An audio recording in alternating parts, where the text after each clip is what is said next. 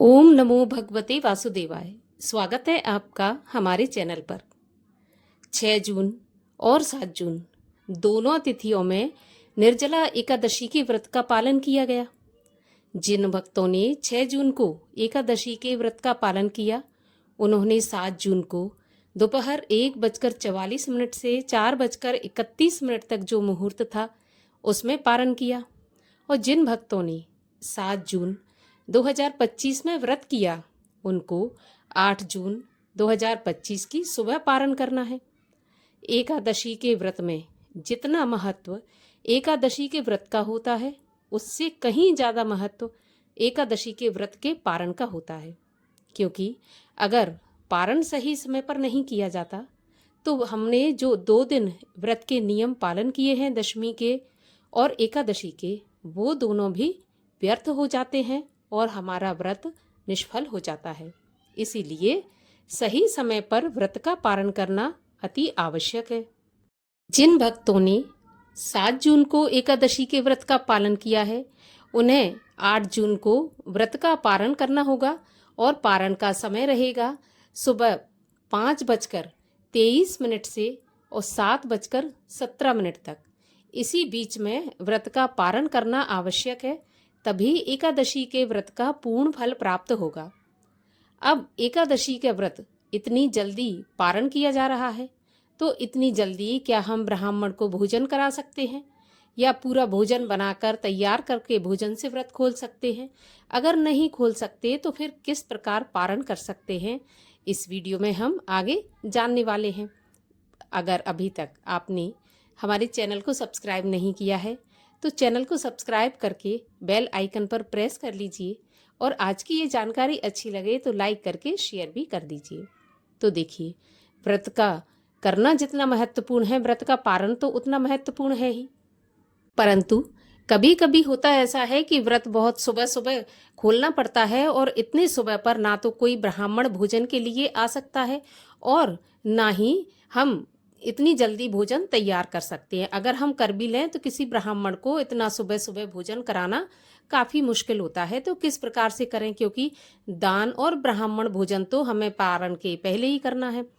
तो देखिए, अगर कोई भी ब्राह्मण इतने सुबह आपको भोजन के लिए नहीं मिलता है तो आपको करना क्या है? आपको सबसे पहले तो सुबह ब्रह्म मुहूर्त में उठना है। स्नान आदि से निवृत्त होने के बाद जैसे आपने एकादशी के दिन भगवान की पूजा अर्चना की, उसी प्रकार से आपको पूजा अर्चना भगवान की करना है।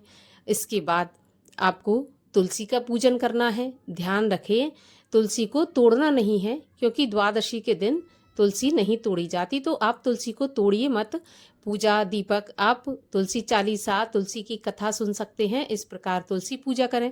तुलसी पूजा करने के बाद आपको एक ब्राह्मण के भोजन की जो कच्ची सामग्री होती है, जिसको कि हम सीधा कहते हैं, वो आपको अलग निकाल देनी है। जिसमें आपको क्या क्या लेना है, देखिए, आपको आटा लेना है। आपको इतना आटा लेना है कि एक व्यक्ति जितना भोजन खाता है उसके लिए जितना आटा चाहिए होता है उतना आपको आटा लेना है। दाल, सब्जी, घी, अगर आप चाहें तो दूध भी शामिल कर सकते हैं, दही शामिल कर सकते हैं। और चूंकि निर्जला एकादशी है तो फिर आप इसमें पानी का घड़ा, अगर घड़ा आप नहीं दान भी कर सकते तो आप उस सीधे के साथ में एक पानी की बोतल लेकर अवश्य रख दें। साथ में कुछ दक्षिणा जो भी आप रखना चाहें श्रद्धा अनुसार, 10, 50, 100, 500 जितनी भी आप देना चाहें उसमें दक्षिणा अवश्य रखें। क्योंकि दक्षिणा के बिना दान पूरा नहीं होता। दक्षिणा अवश्य देनी चाहिए, तभी दान पूर्ण माना जाता है। वो आप निकाल कर किसी ब्राह्मण के नाम की अलग रख दें। इसके बाद आप अपने व्रत का पारण कर सकते हैं। अब आपको पारण किस चीज़ से करना है? देखिए, अगर भोजन आपका बन चुका है शुद्ध एवं सात्विक तो आप भोजन से पारण करें। अगर भोजन इतनी जल्दी नहीं बन पाया तो आप एक गिलास में थोड़ा सा गंगा जल लें, उसमें आप सादा जल मिक्स करें और उसमें तुलसी पत्र डाल दें। इससे आप अपने व्रत का पारण करें तो अति उत्तम माना जाता है।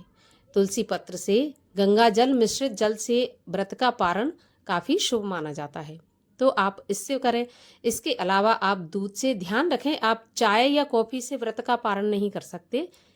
व्रत के पारण के बाद आप चाय कॉफी पी सकते हैं, लेकिन पारण जब आप करें तो चाय कॉफी से बिल्कुल ना करें। गाय का दूध लें, उससे आप व्रत का पारण करें।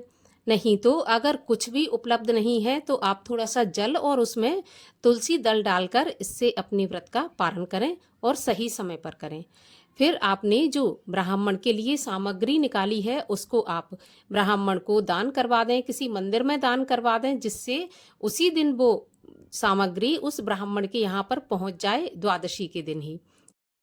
अगर आपका अगले दिन कोई दूसरा व्रत है तो फिर आप फल से, जूस से, या फिर आप व्रत नहीं है आपका तो आप चावल की खीर से भी अपने व्रत का पारण कर सकते हैं। उसमें गाय का दूध भी हो जाएगा और चावल भी हो जाएगा।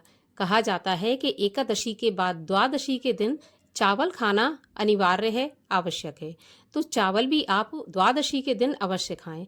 अगर उस दिन व्रत खोलते समय आपके यहाँ पर चावल नहीं बन पाते, नहीं बना पाते, तो आप जल पीते हैं तुलसी मिश्रित, उसमें आप उसके साथ साथ एक चावल का दाना भी आप मुंह में डालकर अपने व्रत का पारण कर सकते हैं।